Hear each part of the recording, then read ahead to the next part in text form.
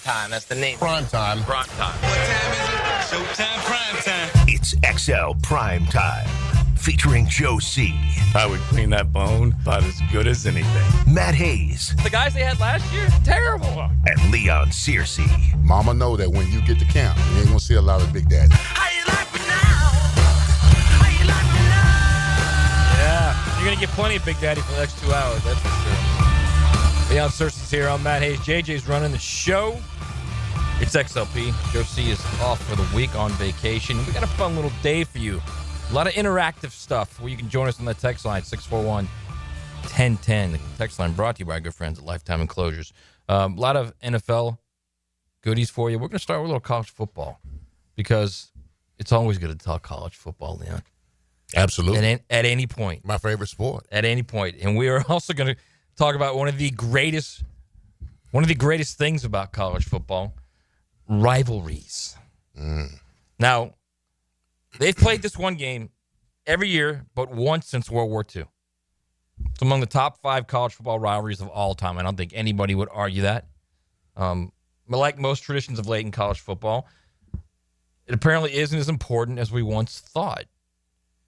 USC and Notre Dame, everyone, may not play again after the 2026 season. Think about that. The game this season on October 16 in South Bend is the last one in the current contract between the teams. Now, USC has offered a 1-year deal to play in 2026, but that's where it's more than likely is going to end unless something happens. Think about it. This rivalry from Joe Montana to Anthony Davis to Tony Baselli to Chris Zordich to Bush Push and Manti Te'o's crazy defensive game. We've seen some great performances in this rivalry. And now, unless these two schools can figure it out, Leon, a way to make it work in the college football playoff era, we may not see it work again. So what we want to do here in this first segment is talk about the rivalries that are gone, that need to come back, the games like Oklahoma, Nebraska, Florida, Auburn. So give us your rivalries that you'd like to that you'd like to be played again soon in this new 16-team college football playoff era, which is what it's going to be come 2026. We'll go over some of your stuff from the text line brought to you by our friends at Lifetime Enclosures. Again, 641-1010. Leon, so here's the thing. Notre Dame wants another long-term deal. The problem is USC may not. USC says it has concerns about the new format, the new CFP format. It has concerns about travel issues because now that they're in the Big Ten, they're traveling all the time. So apparently flying back and forth, back to Northern Indiana and then back home is suddenly a problem now, considering they're doing it at least once or twice during the season, all the way from the West Coast to the East Coast with the Big Ten. Or it could just be a new scheduling philosophy, like one where USC is doing everything it can to reach the college football playoff. Remember this time last year, it was USC that tried to get out of that season opening game against LSU. Remember that? I remember that. Yeah, they tried everything, including Lincoln Riley, the coach at USC, asking his rep, Trace Armstrong, his agent, to plead basically with Brian Kelly, whose agent is also Trace Armstrong, to get them out of that game. They didn't want to play the game. And during media days last year, Lincoln Riley said this, quote, "I would love to continue the Notre Dame series. I know it means a lot to a lot of people. The purist in you, no doubt. Now, if you get in a position where you've got to make a decision on what's best for USC to help us win a national championship versus keeping that, then you got to look at it." Well, listen, this is that sounds like coach is running already. Yeah, he's tucking his tail. I don't care how you try to paraphrase it. He's tucking his tail. All right. Because, but listen, what's killing these rivalries? Like you said, what's killing these rivalries? First and foremost, realignment. All right, realignment, because now you've got conference games that you got to commit to, at least 9 of them, right? 8 to 9 conference games that you got to commit to. It's going to be like the SEC is going to move to 9 next week, and they're in their spring meetings. They will. My guess is almost 100% they will approve the 9-game schedule. Okay, so then everybody will be playing 9 games. So the 9-game schedule, then you got the realignment. Then you got everybody that's worried about making the playoffs now. All right, so teams don't want to play unnecessary games if it's going to cost them a game and their possibility, because the playoff gives you money, right? You get money for making it into the playoffs. So the further you go, the more you make. So the rivalries, in JJ's words, the playoffs have killed college football. Didn't you say that, JJ? That's your phrase. That's been his stance. It stands for a very long time. For a It's long killed time. college We've football. argued it. Well, the at length rivalries about in it. college football have been getting killed way before we even had that. Yeah. It began with the initial SEC expansion in 12, really. Right. 'Cause everything Yeah. started to, because then the Big Ten in Nebraska also was a problem. Yeah. Here I am. Listen, I can evolve. You know, the big fella can evolve. Right. You know, I could try new things, and but I'm a historian. I kind of appreciate, where I came from as far as college football. Of goes. course. Because I grew up watching those games. I grew up watching the USC's and the Notre Dames. Yeah. Oklahoma, Nebraska. Oklahoma, Nebraska. Michigan, Notre Dame. Michigan, Notre Dame. I grew up watching those games, and I was very fond of them when I was little. So to see them kind of disappear is disappointing to me. But I know that there's a reason why dinosaurs are extinct. There's a reason. But you said Evolution. at the top of the show, Leon, that college football is your favorite It sport. is my favorite And it's sport. It's also- never going to stop being my favorite It's sport. also mine favorite sport, but we like it because it is different from the NFL. You could always be like, well, the NFL is a better product, football wise, and everything. They always say because it's solved on the field and it's better talent, better coaching, better all that. But we love college football because of that tradition, the rivalries, that kind of stuff. If you take it away, what do you have? You just have a crappier version of the NFL. Well, it's also exactly, and that's actually part of the charm of college football too. That it's not the NFL's perfect. College football there's flaws everywhere, and that's part of the beauty of the game because you can come back if you're down 14 with 2 minutes to go in college football. That game's not over. There's If you're madness. if you're down 14 in the NFL with 2 minutes to go, over. True. I agree. So that's kind of the charm of the game. But to your point, JJ, and I agree with you, the idea of what was for so long, what made this sport, that is the DNA of this sport, there's no doubt that they are losing some of that. There's no doubt about it. But it's also, here's another thing. The change has allowed excuses for everyone, too. Because USC can still play 9 games and still have they a can home and still home. fly to Notre Dame. Yes, they can still have a home and home with Notre Dame every year. That's outrageous. Michigan can still have a home and home with Notre Dame every year like they used to.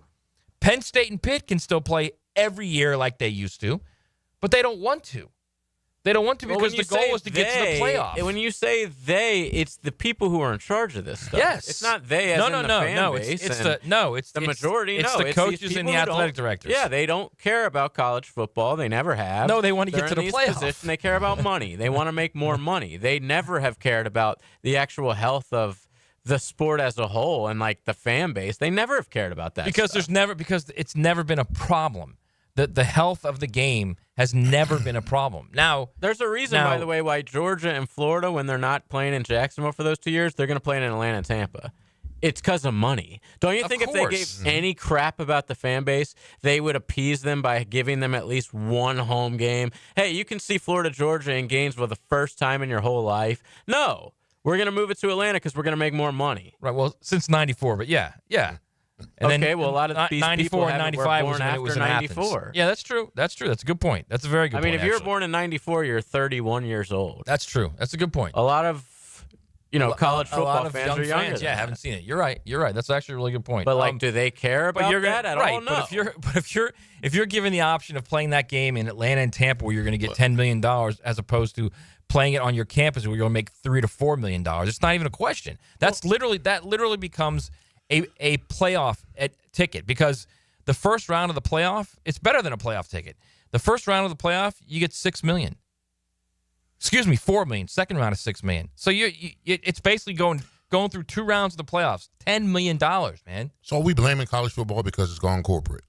Because that's what So it has. corporate. It's gone corporate.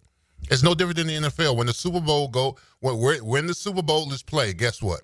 90% of the tickets go corporate. Yeah. 10% go to the. That's why the crowd's always terrible. Yeah, they don't know what they're doing. They're in their booths or suites drinking Chardonnay and don't have no idea what the hell's going on outside.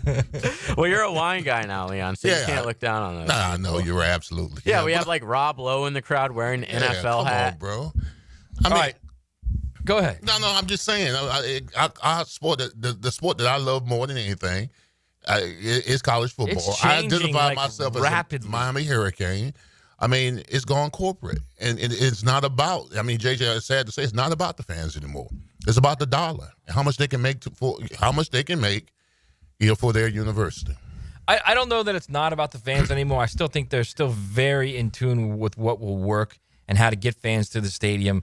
I think they definitely are. More so But than the NFL. Yes. I just like the environment around the stadiums Yes. and all that. Yeah, 100%, the towns. yes. But, because without it, these little towns wouldn't even exist. Right. So they have to do their part with that. Right, but That's but right, game day because experience most of is these always colleges better. most of the colleges can be found in small towns. Yeah. Yeah. And when they bring a game there, it helps the town economically. Of course, but I also will allow that the moves they've made in the last 4 years, and I don't think this is hyperbole, has been devastating. It's been devastating to the rivalries. It's been devastating to the regional aspect of the sport. The sport was always a regional aspect where you would games like Texas Tech versus Texas A&M are not played anymore. That was a giant rivalry. How about Texas versus Texas A&M? Yeah, well now it's back because they're in the same But it conference. wasn't But for it a wasn't. long time. Oklahoma and Nebraska was like the best game of the year for like a decade. Yeah. especially in the late to early 80s. I'll get one for you. Yeah. Miami Notre Dame. Oh, loved it. There you go. Or here's an even better one. But they brought it back. Here's an even better one. But not every year. It's Miami, very Florida. Yeah, they brought it back. Very Florida, fond of ran away for They did. 2 decades. We forgive them. We let them But go. this is after only, this this is only season- two. This is only after the season. It's only a 2-year Who deal. knows when It's we'll only a ever 2-year play them. deal? It's only a 2-year deal. that's They a might shame. play again. I think late. Let me look up Florida's future schedules. But I will say this is this is part of the problem of what should we call this? It's not just expansion of whatever you call it. Okay, progress, right? Progress. That's what we'll call it. All right. This is the problem with progress. You lose games like this when you break apart an entire They broke apart. They ate an entire conference for the second time. For the second time in 20 years, they ate one of their own. They ate the Big East, then they ate the Pac-12, and just eliminated it. The Pac-12 as a conference had more than 100 national championships in all sports, and they just ate it. Think about that. So When you say they, who you referring to? the college the university presidents who The powers Oh, that started be. this, I got who you. started, Okay. and that's another thing too. Is I think it's These faceless, nameless entities. I think it's a little weird to me how everybody says, well, Greg Sankey did this and Tony Petitti did this, and before him it was Jim Delaney did this. These are not the guys that are ruining college football. Okay, it's the university presidents are the people that are ruining college football. They're the ones that are making the decision. Greg Sankey's doing what the 16 presidents of the SEC are telling him to do. Tony Petitti's doing what the 18 presidents of the Big Ten are telling him what to do. These guys aren't just randomly going out there and having these thoughts.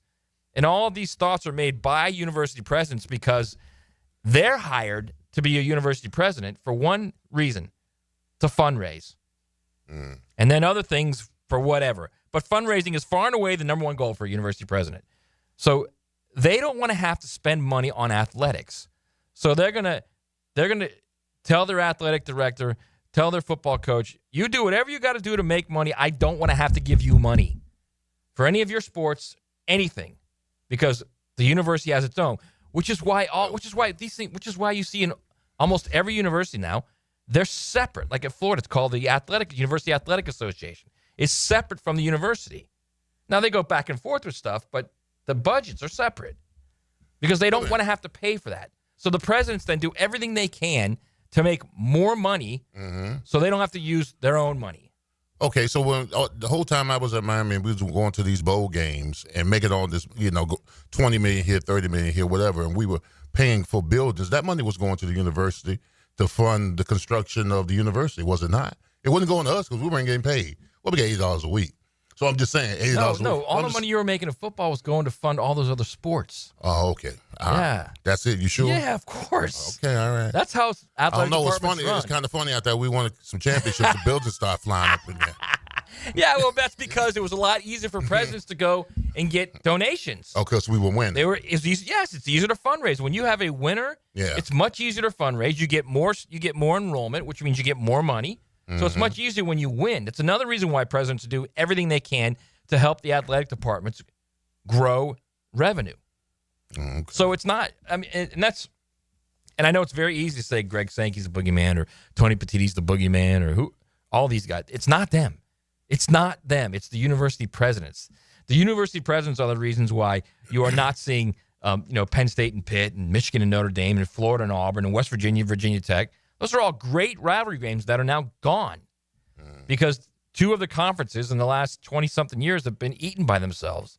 It's a bizarre thing in the name of progress, in the name of making money, but here we are. And it's getting worse because now players are getting their share, which I have no problem with. The players should be getting their share of the money. But because they're doing that, that means they need even more money to continue to fund all of the sports. And it's funny how every time you hear them say something can't be done. Remember when it was, well, you can't pay the players because if you pay the players, then by Title IX, you have to pay the women. And now here we are. The House case will be settled in the next couple days. All these programs will have the ability to spend $20 to $23 million annually on players, and 90% of that money is going to football and men's basketball. What happened to Title IX? What happened to Title IX and the women had to be treated as fairly as men, the same opportunity as men? Yeah, there'll probably be some lawsuits coming down the pipe. You think? Yeah, some coming. They're coming for sure. Yeah, absolutely. What happened to, remember, here's another one too. I love this. I wrote about this today in USA Today because it's just ridiculous. Remember this one? Remember when it was the president said, there'll be no second semester football. Remember that one? Yeah, I remember that. Now the playoff ends January 21st. Wow. Remember when Gordon Gee, when he was the president of Ohio State, said you can have the BCS when you take it from my cold, dead hands?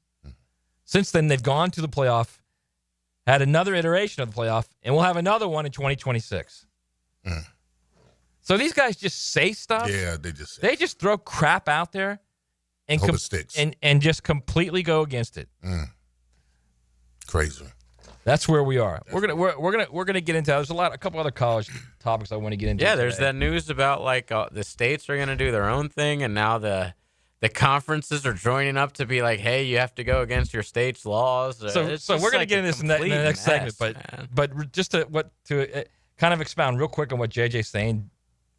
The SEC is telling schools that they're all going to go by the same parameters of NIL. To which Danny White, who's the AD at Tennessee, you remember Danny White used to be the UCF AD, said, no, we're going to go by the state of Tennessee rules. So we don't have to stop at 20 to 23 million. We can pay them whatever we want. And clearly that is a competitive advantage for them. So that's what they're dealing with right now. This is far from over. This whole idea of this stuff being smooth and everybody's getting paid and you're going to start 2025 and everybody will be happy. This is going to be a very interesting summer in college sports. All right, we need to go to break. We'll come back and get into this and some Jags and NFL talk as well. It's XLP. Let's now welcome Jaguars legend and inaugural Pride of the Jaguars inductee, Tony Baselli. 1010XL. Just when you thought we couldn't bring you more, Keon Atlantic is here with a brand new store. We have the same great team to treat you well. With new savings during our grand opening sale. Keon Atlantic is here with the new store. Shop our best offers and largest selection yet. Save big during our grand opening sale. Is there something for everyone on our lot? You bet. If you're ready to experience something new, the all-new Keon Atlantic is ready for you. Your perfect ride is a visit away. Online at KeonAtlantic.com. Keon Atlantic, your coastal Kia connection. Hey, Jacksonville, I'm sure by now you've seen our bright green GFL trucks and containers throughout the greater Jacksonville area. We are an industry leader in solid waste and would love the opportunity to earn your business. We are committed to customer service, reliability, and have unwavering focus on safety. Whether commercial or construction, let us haul your waste away. Call 904-760-5880 to get a quote today. GFL, green for life.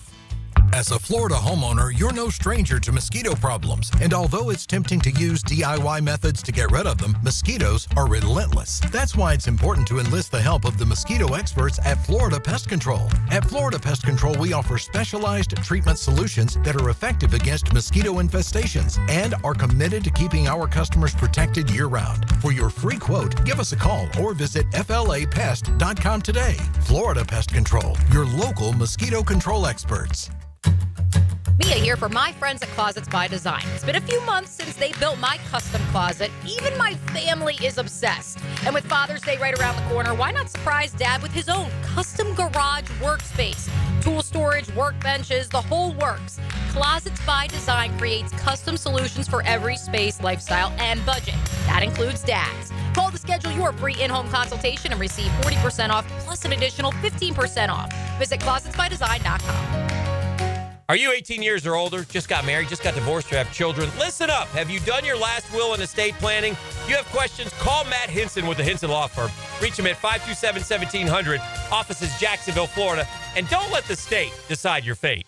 Get more Gators on the Gator Bites podcast presented by Southeast Orthopedic Specialists with new episodes every Friday. Subscribe and listen by searching for 1010XL's Gator Bites podcast wherever you find podcasts and at 1010XL.com. Are your monthly bills keeping you up at night, wondering how you got so behind? Hey, I'm Roger Moore, CEO of Loan Pronto. I get it. Life is expensive now. Insurance, groceries, cars. And then there's the credit card debt with those obscene interest rates. It's time to regain your financial freedom. And that's what we offer at Loan Pronto, using the power of the equity in your home. We have multiple ways to get you the cash you need, and most clients close in 2 weeks or less, and many don't even require an appraisal. And listen, rates have been plummeting recently. We just locked a homeowner in with an APR in the low fives, saving her over $1,000 per month, and put $10,000 in her pocket. Life-changing money. Whether you're drowning in debt, have a nosebleed rate you got last year, need home improvements, or simply need cash in your pocket, we can help you accomplish this goal in record time. Call us today and get started with no hard credit pull, just a conversation. LoanPronto.com, 904-999-1508. LoanPronto.com. That's LoanPronto.com. Equal housing lender, NMLS 1661781, subject to lender approval, NMLSConsumerAccess.org. Hacker here, taking you back exactly 1 year this week. I was only 9 weeks into Awaken 180, and it already dropped 54 pounds. Seriously, that's like shedding a first grader in just over 2 months. That's wild, right? Fast forward to today, 2 months into my maintenance, and I'm still down over 115 pounds. Not a pound put back on. It's like Awaken 180 gave my weight a permanent eviction notice. Now listen up. We all want to have goals, but sometimes they seem to be far-fetched. This one won't be. Dropping 40 pounds by the 4-gram with an excellent coach by your side. Weekly weight loss, enjoying the ride, and reaching your goal. We all did it. No reason you can't. Set your goal, make the call, and reach 40 by the 4th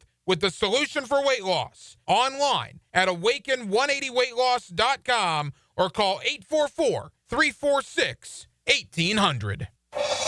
Hi, I'm Sean Monahan from Monahan Jewelers in Atlantic Beach. Since 1977, we've been Jacksonville's local family jeweler with a beautiful selection of fine jewelry and certified diamonds. But we're also Jacksonville's leading buyer of gold and silver and diamonds from the public. Gold has recently hit an all-time high at almost $3,000 per ounce. Pay bills, buy something fun. Now is the time to sell your gold for cash and get top dollar or trade it in for a new piece and get even more value at Monahan Jewelers in Atlantic Beach. Hey, Hicken here. So much of what makes us a family takes place in our homes. That's where Zero Res comes in. I love Zero Res, and this month get Zero Resified from Jacksonville's #1 carpet and air duct cleaner with May Mayhem. A 3-room special starting at $149 plus the 4th room is free. You owe it to yourself and your family to breathe healthy, happy, and clean. Call Zero Res 28757 or go online at ZeroResJacksonville.com and say you want the Hicken special. Zero Res, spell it forwards or backwards. It's the right way to clean. Zero Res. Open early and open late. Dailies is always there, making things easy for you to cruise in and cruise out. So hit Dailies cold case the next time you're craving a cold one. Bud Light by the case. Plus plenty of singles to choose from. Corona to the King of Beers to Stella or a Natty. They're all cold at Dailies. 1010XL is presented by Farrah & Farrah, exclusive injury law firm of the Jacksonville Jaguars. Protecting you and your family. Call 396-5555. Jacksonville. This is XL Primetime. Brought to you by Florida Home AC. Now that's cool on 1010XL. All right, we're back in XLP. We see you on the text line. Giving us your rivalry thoughts. Blowing it up. 641-1010. Get on the text line. Brought to you by Lifetime Enclosures. Let us know what you think about college football rivalries and how they are dwindling. We've got it's not all what you would think either, by the way. The 860 says, as a 50-year-old who has watched college football every Saturday all day long for most of my life, the rivalries mean absolutely nothing to me. How? Hang on. I'll watch any game that involves the Gator. Well, there you go. There's an inside right there. I'll watch any game that involves the Gators and any team that have an outside shot of making the playoffs. Okay, however, but what if you took away Florida State? Hang on. However, times they played in the past doesn't matter at all. It just matters how good they are right now. It's just one person's opinion, but I feel like college football is the best to ever banned. The best it's ever been, probably. Best it's ever been, right? Yikes! Right. And I can't get enough of it. Yuck. I'll tell you what, that's there are a easy lot for of you people to like say. But if they took away Florida State on your schedule every year, Right. you don't think you He would might have be a little some different. sort Or of Georgia. emotion What if about they took it? away Georgia? Or Georgia. Right. What if they took away Georgia? He's a 50-year-old, so Georgia, he hates Georgia more than anything. So, yeah, if you take away Georgia, Well, I mean, if then he what? doesn't believe in traditions and all that, you know what? Just take all the memorabilia about the state. Just take it all out. The Tebow stuff, all the championships, all that kind of Steve stuff. Take all Spurrier the stuff. Steve Spurrier. That doesn't matter. Right. That tradition It's doesn't about matter. who's good Just right take it now. all out. Just take it all out right now. Put it in storage, and you just start right down and move forward. How about that? Why don't we do that? I can tell you this. I got a great anecdote for you, because you got a great anecdote, too, that we're going to get to later in the show about your first game. No, about your dream, I mean. Yeah, Your dream here. We're going to get into that, Okay, right? no problem. But I got a great anecdote about what rivalries mean to me, and we're going to ask you what rivalries mean to you, obviously, because you're a player. When I hear college football rivalries, I always go to 2007, when West Virginia needed just to beat. All they had to do was beat 4-7 Pitt, their bitter rival in the backyard brawl at the end of the season, to get to the BCS National Championship game. That's all they needed. Win that game. Beat your rival. Mm-hmm. Remember that team? Pat White, Steve Slayton. Yeah. Man, they were That was a good team. really good. Mm-hmm. Really good team. So I went and covered that game. Rich Rod. Yeah, Rich Rod. Pat White gets hurt early. Pitt plays the game of his season. Pitt wins in Morgantown. And I remember being on the field as the last seconds are counting down. They're throwing batteries at the Pitt players. There's mayhem. Batteries. And you want to get rid of that You want to get rid of exactly. You want to get rid of a Sultan battery? Like batteries. C batteries. AA, C. I didn't see any D's, which would have been like Listen, it dead. doesn't matter what size they are. They're, Right, they're they're hurling batteries, at you at about 50 miles per hour. They're going to hurt. So the coaches are screaming, "Put your helmets on!" And Dennis Dodd was right next to me. I remember looking at Dennis and we looked at each other like, "What are we doing here? We don't have What helmets. are we doing here?" We like literally ran underneath like this little overhang. They were throwing batteries at the Pitt players. Wow. And it's not like that's something new. That's what happens in that rivalry. That's what happens in rivalry games all over the Florida State. Doug Johnson threw a football at Bobby Bowden's head. That's crazy. That's the beauty of these rivalries. So Miami, Notre Dame, Catholics versus convicts. Yeah, that's a rivalry. I mean, Oklahoma, Nebraska, the punt return from Johnny Rodgers. There's so much history and just tradition and moments in the sport that not only you remember, that are like a part of the fabric of the sport, man. Florida and Auburn used to be a war. A war. And they stopped playing. And by the way, speaking of Florida, JJ, I asked you about their future schedules. Yeah, we have future opponents. This is a little ugly, okay? 2026, Florida's non-con is FAU, Campbell. The Campbell Camels. In Florida State. In 27, it's South Alabama, Chuck Southern, and Florida State. Chuck Southern. In 2028, it's Furman.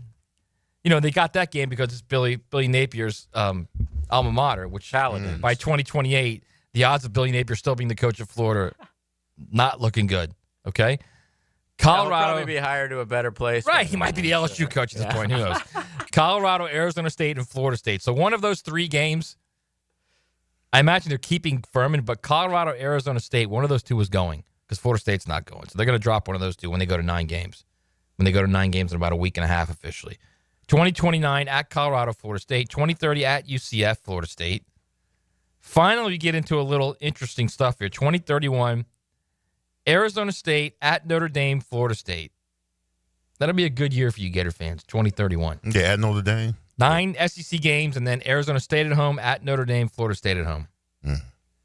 Mark that down, 2031. 2031? Yeah. Although by that time in 2031, the major football playing schools have already pulled away, and there's 40, 45 team league that's like the NFL. Exactly. And, this isn't going to matter anymore. 5 years from now, it's going to be completely different. In 5 years from now, it literally could be the NFL.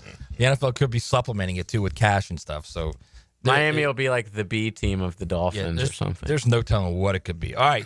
We're going to go to a quick break because we want to bring on SEC Mike of That SEC Podcast, one of the most popular college football podcasts on Apple Podcasts. We're going to break down an interesting little segment he had earlier this week about games coaches have to have or they're going to get fired. We'll come back on the other side. It's XLP. Be responsible for making people smile. This is 1010XL. And is there anything that makes people smile more than football? The home of Jacksonville sports fans. The Summer Starts Here sales event is back at Arlington Toyota. Why does Northeast Florida buy from Arlington Toyota? Because Arlington is the place to go for big selection. I'm talking over 800 vehicles, one location, and 60-day exchange. Plus, during Summer Starts Here, get financing as low as 0% on select new Toyota models. Or how about no payments until January 2026? Shop in person on Atlantic Boulevard, just a quarter-mile east of 295, or online at arlingtontoyota.com. Leon Searcy here. Let's be real. I used to eat like a lineman because I am one. And man, those habits are hard to break. I needed help stopping with the munchies and losing weight. And now I'm bringing sexy back. I call Physician Guided Weight Loss in South Point. That medical team is helping me shed pounds safely with a custom plan to help me slim down. And their firm pricing means same price every month. Hey, you want to bring sexy back too? Physicians Guided Weight Loss at pgweightloss.com. That's pgweightloss.com. It's Work Zone Awareness Week, Florida. Every year, lives are lost in work zones because of speeding and distractions. When you see orange cones, remember, slow down, follow the signs, and stay focused. Workers are counting on you to get home safely, and so are their families. Let's work together to prevent crashes and save lives. A safety reminder from the Florida Department of Transportation. Slow your roll. Safety's the goal. Spring has sprung, and so have the bugs. It's Hayes Carline and my friends at Kingfish Pest Control offer an exclusive $99 spring special. That's right, your initial pest control service is just $99. And if you call today, they'll include a free one-time mosquito treatment. Kingfish Pest Control is family-owned, 5-star rated with no binding contracts, and 100% satisfaction guaranteed. Call them now to book your service. Only at Kingfish Pest Control, proud partner of the Jacksonville Jaguars. This is Mike Lynch, PGA Golf Professional. Take it from me. If you're dealing with an orthopedic issue, talk to the doctors at Southeast Orthopedic Specialists, where you're treated like a pro. This is Dr. Kevin Murphy with Southeast Orthopedic Specialists, where athletes are treated like pros. Thanks to all of you who have allowed us to be part of your recovery. Call us at Southeast Orthopedic Specialists if you ever have a need. Relieve pain and get back to life. Southeast Orthopedic Specialists. Hello, this is Father Nicholas Lowe, and I want to talk to you about not being afraid of the crosses of life. Life can be difficult. Maybe today you're carrying a cross of worry or stress. Let me encourage you to remember that when Christ got on the big cross at Golgotha, he destroyed all the little crosses that we face in our life. He set us free from fear, worry, and anxiety. Our job is not to be carried by the cross, but to be carried by our faith. For more inspiration, log on to stjohnthedivine.com. This date in sports history is brought to you by Southeast Orthopedic Specialists. On May 21st, 2006, Detroit holds Cleveland to the lowest point total in Game 7 in NBA history, advancing to their 4th straight Eastern Conference final. This is Greg Huntington, a.k.a. The Mangler. I'm on the winning team at Waste Management. WM is the largest sustainability company in North America. If your business needs sustainable environmental services for waste removal and recycling collection, then you can count on the industry leader of WM to deliver results.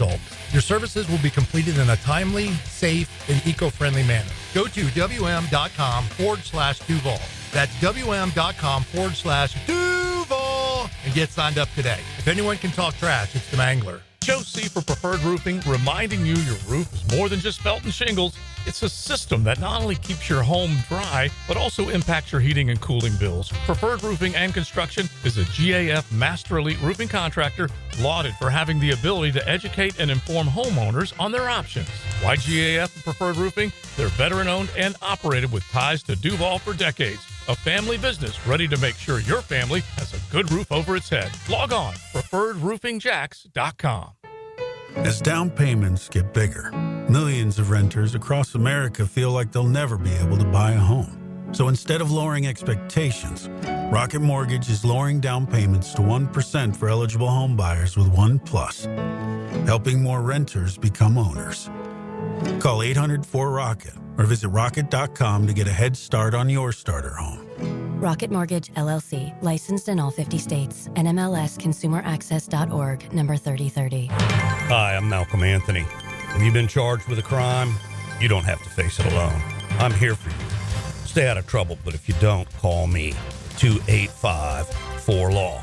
That's 285-4LAW in the 904. 1010XL is presented by Farah and Farah, exclusive injury law firm of the Jacksonville Jaguars. Protecting you and your family. Call 396-5555. Jacksonville.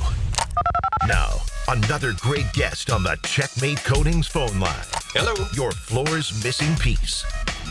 All right, we're back on XLP. Matt Hayes, Leon Searcy, the all-pro offensive tackle, JJ LaSalva, getting it done there, producing our show. We're bringing in a special guest now, the inventor, the man, the myth, Michael Bratton from That SEC Podcast, one of the most successful podcasts on Apple right now. You got to watch him. You see him on Feinbaum all the time. Listen to him on Apple Podcasts. Watch him on YouTube. Michael, good afternoon. How are you, my friend? Hey, doing great, Matt. And speaking of all pro, I'm like the opposite. I barely made the freshman team in high school. All right, listen, man. You guys have a blast on your podcast. I'd love listening to you and your cousin Shane. And a funny story, real quick. When I first met Michael and I first went on the show, I was like, I thought he was joking that Shane was his cousin. Shane is this huge Tennessee fan, huge fan and huge dude too. Although he's losing weight, he's dropped like 50 pounds now.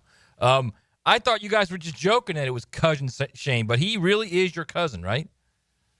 He is, and we like to say he is literally the biggest cousin and podcaster in the land, because it may not be anymore, because like you said, he's lost a lot of weight. But yeah, I mean, I've been in the media for over 10 years, and he's just your average fan. So it's a unique combo, and I think that's why we're so popular, because he's the everyman, and then I try to provide some level of insight. Yeah, you guys have a blast. It's a lot of fun, man. All right, let's get into one of your show topics earlier this week that I thought was really intriguing.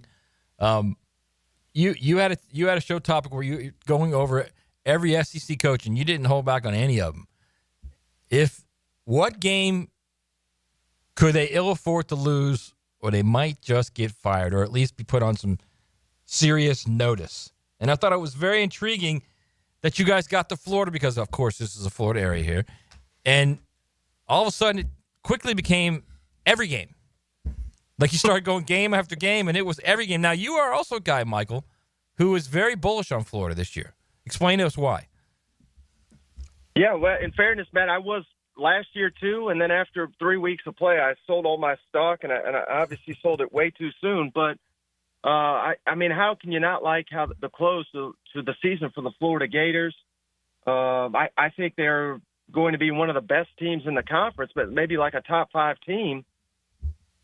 Thanks in large part to DJ Lagway, the strides they made on the defensive side of the football. I think there's a lot of bad things you could say about Billy Napier, but I think the one true elite quality he has is the ability to identify, recruit, and develop the talent. And I think he's getting that done in Gainesville. But I honestly think, I said all those nice things, I don't think he's a very good head coach, at least not on Saturday. And I certainly don't think that he is an elite, not that he's bad, but I don't think he's an elite play caller either. So on game days, it often doesn't translate. And Florida, and I would say the same things for Oklahoma, I think they're winning the offseason, which is fantastic. That's what you want to do. But what does that do? That sets the bar high when fall rolls around. And if you fall short, I think it's going to cost Billy Napier, and I think it'll cost Brent Venables their job if they don't at least compete for playoff spots. Now, Michael, let's go to Baton Rouge and let's go to LSU. What game can Brian Kelly ill afford to lose this season? This is an interesting one right here. You guys got into this deep, Michael. This is very interesting. Go ahead. Yes, well, I also got two for Brian Kelly, and for me it starts with that playing Florida at home week 3 because you can ill afford to lose.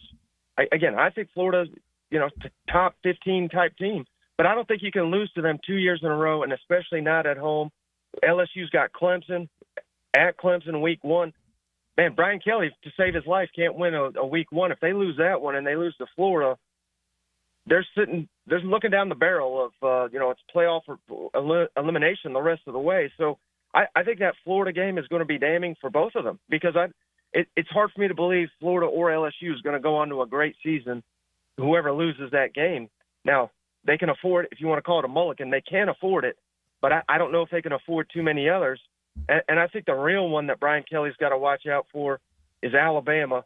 It's on the road, but Alabama smoked them in year 1 of Kalen DeBoer, and I don't think there's a single Alabama fan that was happy with what Kalen DeBoer did last year. Yet he destroyed LSU, and I don't think Alabama and LSU are going to make the college football playoff. I think whoever wins that game in Tuscaloosa in early November is going to the college football playoff, and I think the loser is going to be fired by the end of the year. So let me get. I want to get into Mike Elko, but first I want to do this because Kalen DeBoer.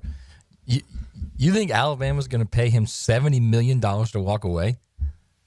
That's his buyout. I think they'll raise that in a hurry, Matt. If they go over in the college football playoff, as it's expanded 2 years in a row, coming off. I know there was last offseason was, it was a tumultuous offseason with all the exodus and yada, yada, yada. We can make an excuse for all these guys. But he has I'll give him, at worst, a top 5 roster in college football. I think it's better than that. Last year, he's got that again this year. If he can't finish in the top 12, he's got to go. Okay, let's get to Texas 8-5 because last year they lose 4 of their last 5 games. The only win was against New Mexico State at home. You brought up something interesting. I mean, Mike Elko, that was his first year, but it was not a good way to end the season, no doubt about it. You lose to Texas in a big game where if you won the game, you're in the SEC championship game, and you are 8-5 again, which is what they basically are. And now your point is, okay, well, what do they have? What do they have if they can't win games like that and they can't become more than that? You got to move beyond that. So what game do you see with Texas A&M as a you better win this thing or you're in trouble? Yeah, there's 2 games that stand out to me, and they're both home games. It's a big reason why. I think, again, is Mike Elko going to get fired for losing either one of these? Probably not. He loses both of them. We may be putting him on the hot seat immediately. But for me, it's Auburn, who you lost to last year, was not a good Auburn team. They didn't even make a bowl game. And it's South Carolina, which really outmanned and just out-physicaled Texas A&M probably for the first time since those two have been playing annually since, they're both in the SEC conference. But you cannot lose either one of those, I don't think, at home. Texas A&M is supposed to be competing, which they, fair enough, I mean, they kind of did compete for the SEC. They did kind of compete for a playoff, but they fell flat on their face to finish the season, as you referenced. Yeah. But you cannot lose to those teams at home because you're supposed to be better than those. If Mike Elko's losing to both those teams back-to-back years, I'm starting to seriously question how elite of a coach he is. All right, Michael, let's maneuver out the SEC for a moment. Okay, I'm a University of Miami Hall of Famer, and I've got high expectations of my Canes this year. Where you got them at? Mario Cristobal's still the coach down there because as long as he's there, I mean, I think you're going to lose a game or two that you probably shouldn't. I still can't believe he didn't knee it out against Georgia Tech. He probably should have been fired on the spot for that. He just had the number 1 overall pick in the NFL draft. They didn't even win the conference. They didn't make the college football playoff. He's an elite recruiter. I know they do the NIL game as well as anybody, and I'm not saying that's a bad thing. I think that's fantastic. But I think as long as Mario Cristobal's down there, I think that the best thing I can say about him is he's loading up the roster for the next coach. Oh, you're going to let him get away with that, man? Well, what can I say? This is the best part, Michael. He has nothing to say to that. That's There's nothing to say to that. Listen, we're going to see this year. We'll see. Michael, so we've been talking about rivalries. We're speaking with the SEC Michael Bratton from that SEC podcast. We've been talking about rivalries and how with USC and Notre Dame on the verge of not playing again, how we're losing out on these really big rivalry games because of this progress in college football, quote unquote progress in college football. You guys are very fan friendly on your podcast. With all the stuff that's gone on in the last 4 years, especially in the last, 12 to 16 months, do you see your fans, the guys that listen to your show, that watch your show on YouTube, do they care about all this nonsense, or do they just care about fall Saturdays? I mean, yeah, they get so it's so tedious. I can't hardly take it, Matt, with all this lawsuits and NIL and house settlement. I mean, it's almost too much for me to cover. So yeah, I mean, the fans are completely over it. And again, is losing Notre Dame, Southern Cal, is that going to kill the sport? No, but there's been about 1,000 of those things, and if they're not careful, they are going to kill this sport. They're chipping away at it and chipping away and chipping away, and it seems like it's unbreakable. But they're doing a heck of a job to nearly break this thing. And the people in charge have really got to put the fans first, I think. And it's clear to me for the past couple of decades they've not been, and they're in danger of losing a lot of people, I think, if we continue to go down this road. It's like they think it's indestructible, and I actually think it is almost indestructible. But they're at the very least, they are pushing and pushing and pushing towards the edge of that envelope to where something might happen. But like in your view, what could happen? What could if something does happen? Where does it break? Where does it? I mean, do people stop going to games? Do people, do they stop buying apparel or whatever it is? Where does it break, do you think? I mean, I think people have already stopped going to the games. I know so many people that have given up their season tickets, and I'm not talking about, no offense, Kentucky or Arkansas. I'm talking Tennessee going to the college football playoff, and fans are fine to just buy tickets for Alabama or Florida game and stay home for the rest of them. You know what I mean? So they're just bleeding a lot of these fans dry. But I think where you'd really lose people is if we did, which it certainly looks like we're going this way, where it's just the super conferences and it's just the SEC and it's just the Big Ten and it's just like everybody else is like FCS level, which again, I think we're trending dangerously close to that. What do you do at that point? You almost can't be SEC Mike anymore after that. You got to be like SEC Big Ten Mike at that point, don't you? I mean, is that possible? The Ohio State people, I've been in my mentions every day, Matt, since they won really since they destroyed Tennessee. I will not put up with that from you as well. All right, follow him every day, SEC Mike on X. Watch his show on YouTube. Listen to the podcast. Michael, fantastic work, man. Thanks a lot. Anytime. Thanks for having me. All right, that's Michael Bratton from that SEC podcast. I mean, he makes a good point. So what's he saying? He's saying the fans are offended. Are they offended by the players, movement, money? What is it? The reason why they will stop? You know what I think it is, honestly, Leon, because we can tell on our text line whenever we start talking about players getting paid, the text line just goes crazy. Why? I don't know why. But the text line goes crazy, and they call them players entitled.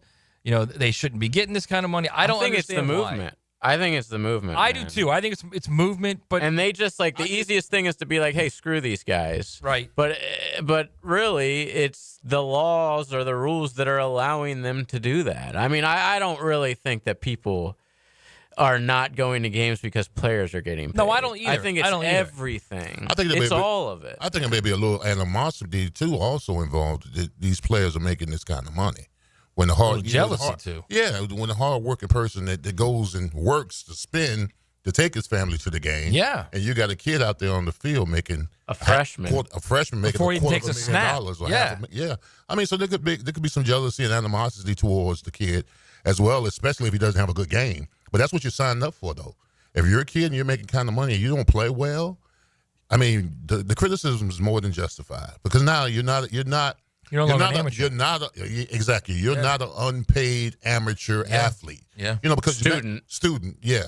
You could defend them 10 years ago, Easily, 20 yeah. years ago. Yeah, you can't And yell at somebody, those guys, But now, but that's what these kids are signing up for, whether they like it or not. Yeah, you're gonna try to tell me that I can't cuss out Carson Beck when he throws 4 picks because he's a college kid. Don't put that in I'm the just universe. using him as an example because we know how much he's getting paid. Oh, yeah, Like, absolutely. That would be an insane thing to say nowadays. It's not only that, it's, I mean, honestly, and I'm not saying go do this, okay? So don't even think that.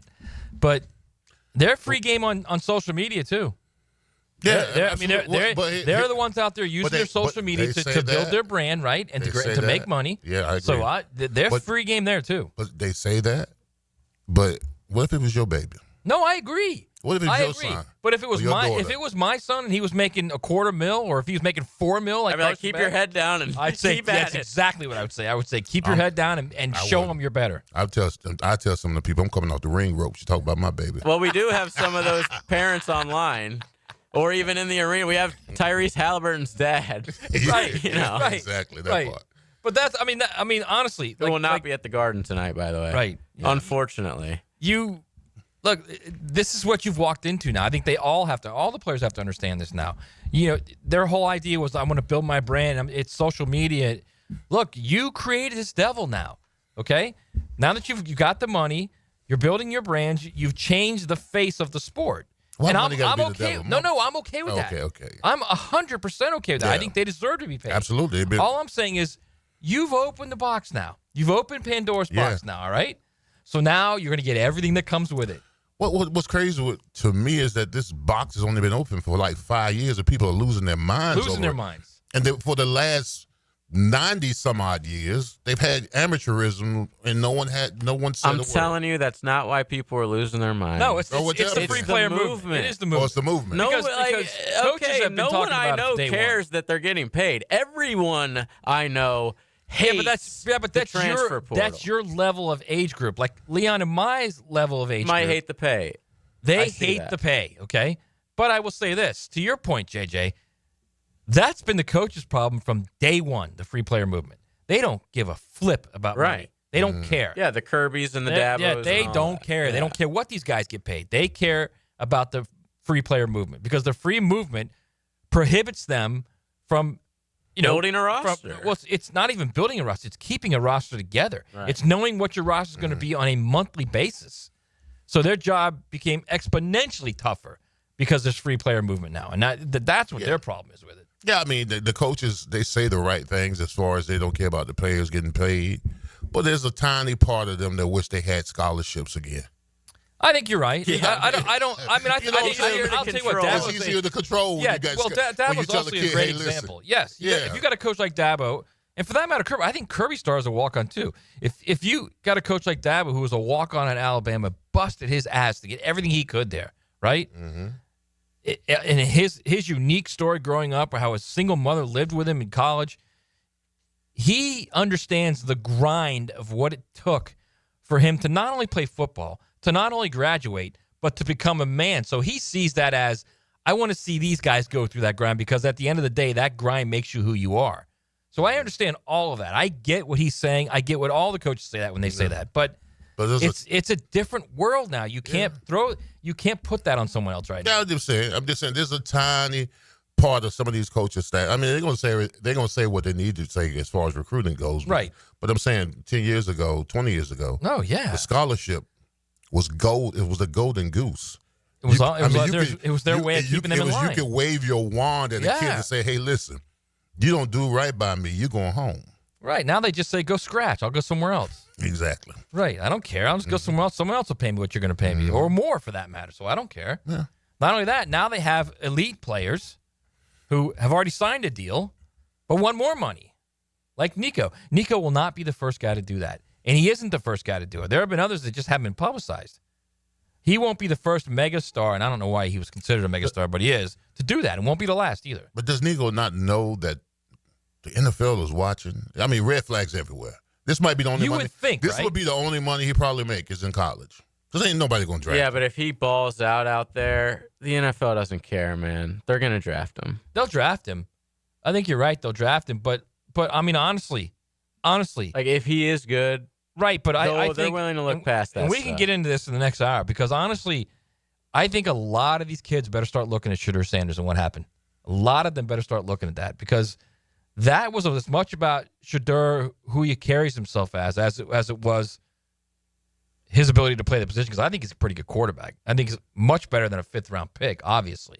A lot of that had to do with how he carries himself and who he is. And the drama that would come with taking him as a backup, though. But everyone in the league agreed that he's a backup. That was clear. Like the 5th round, yeah, I get that might have been too late, but like if he was starting worthy, I don't these agree with teams that. would not have cared, man. I think there are some teams that had him as starting worthy. I do. Who? But there's not a team that needed a quarterback. I don't agree with that. I think they just didn't want to deal with the circus. So they were just take losing. They were just like, hey, we're going to take. No, but they'll take someone else, is what they'll do. They'll take Tyler Shugg instead. Mm. So so you don't think that people actually thought Tyler Shugg is a better prospect? No, I think he's bigger, faster, stronger, better arm. Like I think that Shedeur was on many teams' board as a starter quality quarterback. Yes, I do. Because he is. He has starter qualities to him. I don't think there's any question he does. I think it was more about the circus. I agree. That's just my opinion. Denny's always said that there's a turd ratio. Yes. Turd to talent ratio. Yes. 100%. And if your talent is at a certain level, even if you're the biggest turd, it doesn't matter. But if you are where, that Shedeur, is he a starter, is he not, then they're not going to risk it. Yes, I would agree with that. I would absolutely agree with that. If you're going to tell me that you think it's a is he or isn't he, I'd agree with that. That's fine. I'm fine with that. But I'm just saying that there were some teams that had him as a starter potential. There's no doubt there were. All right, we can get into a little bit of that later. We're going to get into some NFL talk in the second hour anyway, including your quarterback, Trevor Lawrence. We've got a little interesting comparison that we want to get into as well. Come back on the other side. It's XLP. Choose your social channel. Twitter at 1010XL. Facebook at 1010XL. Instagram at 1010XL. TikTok at 1010XL. YouTube at 1010XL. 1010XL is there. Jimerson Burr is a full-service, Florida-based commercial law firm dedicated to helping businesses manage risk, maximize opportunities, and move their company forward. Jimerson Burr attorneys are business-oriented lawyers, equally comfortable as community leaders, private transaction counselors, or courtroom advocates. If you have a legal issue of any kind affecting your business, contact the firm at 389-0050 or jimersonfirm.com. Hayes Carline here. If you're shopping for a new ride, you've got to check out Atlantic Infinity. Not only do you get a luxury vehicle, you also get the Atlantic Infinity Promise Free with every new car. That's almost $2,500 in added value just for buying smarter, and you don't have to sweat it out on the lot. Shop in their indoor climate-controlled showrooms. It's cool, comfortable, hassle-free. They're on Atlantic near St. John's Bluff, or browse anytime at atlanticinfinity.com. Hacker here with an opportunity. Drop 40 pounds by the 4th. You can do it. I dropped my first 40 in 6 weeks. Hayes did it, Dempsey, Ballou, and thousands of others have done it. 40 by the 4th with Awaken180weightloss.com. It's tune-up time, and Florida Home AC, the official AC partner of the Jaguars, wants to partner with you for a cool summer season. Tune up your AC unit right now so it's running at peak performance when you need it most. Just call 777-4300 and order a tune-up for just $59. Keep your unit humming at optimal level. Log on to FloridaHomeAC.com and take advantage of their savings. Keep cool with Florida Home AC. That's 777-4300. 1010XL's running game takes a giant step forward. Well, Fred Taylor is the whole package. Fred Taylor joins Dan and Jeff on the drill. Monday morning running back with Fred Taylor is fueled by Epstein and Robbins and Monahan Jewelers. Joint replacement surgery is always a tough decision, but relief from chronic pain may be just around the corner. Dr. George Barra here, and there's a lot to consider to make sure you get the proper diagnosis and best path back to the range of motion and mobility you had. Age, lifestyle, and overall health all play a part. Let the team at Barrier Orthopedics give you a full analysis to help you make the best decision. Log on to BarrierOrthopedics.com or call the office to make an appointment. With offices across Jacksonville and ready to help you feel good again, we'll get you back on the road to recovery at Barrier Orthopedics. What does your dream backyard look like? Hey, it's Joe C. and my friends at CSS Fireplaces and Outdoor Living can design an outdoor kitchen layout custom built to your taste and lifestyle. You dream it, they can build it. CSS Fireplaces and Outdoor Living. Visit cssoutdoor.com. David here with Royal Pest Services. Man, don't let your yard be torn up by that heavy aeration machine this spring. Visit RoyalPestServices.com to learn more about our granular aeration. Broadcast throughout the tree and shrubs to break up that compacted soil. Visit RoyalPestServices.com. Maxed out on credit cards, struggling with high interest debt? You could pay it all off in days with Loan Pronto's Rapid Equity Loan. Hey, it's Prosser here. Get cash out now without touching your low-rate first mortgage. No appraisals, no waiting, no BS. The Rapid Equity Loan Program at Loan Pronto is amazing. One Loan Pronto client just got $300,000 approved in under 24 hours. They paid off debt, renovated their kitchen, and cut their monthly expenses by $1,800. That's a huge turnaround. Instant approvals, low rates, no hard credit pull up front. That's Loan Pronto. Listen, your home equity is yours. Use it. Get cash to consolidate your debt down to one easy, low monthly payment. Call Loan Pronto now for a free instant appraisal for your home and see how much cash you can get today. Loan Pronto is an A+ rated by the Better Business Bureau and have nearly 2,500 5-star Google reviews. Call now and start the conversation. Go to loanpronto.com or call 999-1508. That's loanpronto.com. The flagship station of the Jaguars. WJXL AM Jacksonville Beach. WJXL FM Jacksonville Beach. Daly's Dash is not only your Jaguars game day stop, but a great place to grab a meal any day of the week. To honor the Jags and the fans, we've crafted the Duval Sub. The Duval comes with freshly sliced turkey, ham, melted cheddar, and habanero jack cheese, topped with crisp lettuce, fresh tomatoes, and a double portion of our secret sauce, all served on a fresh roll. Come by your local's Daly's Dash today to get your delicious Duval Sub. Daly's is the official convenience store sponsor of the Jacksonville Jaguars. Are your kids ready to play this summer? Come check out the Y. Summer is a time for kids to explore new things and expand the limits of their imagination. At the Y, summer camps every day is a new adventure. Kids can learn about STEM, arts and humanities, athletic sports, outdoor games, and more. Registration is now open, but space is limited and spots are filling up quickly. Learn more and find your adventure at fcymca.org. Search Summer Day Camp. Skilled trade jobs are booming, so begin your high-pay, high-demand career today through the Northeast Florida Builders Association. Their apprenticeship program provides paid training in some of the most highly sought-after skilled trades. Get paid while you train full-time in carpentry, electrical, HVAC, or plumbing. Plus, earn a 10% raise every year, and the classes are 100% tuition-free. Start your new career today and apply this week at nefpaapprenticeship.org.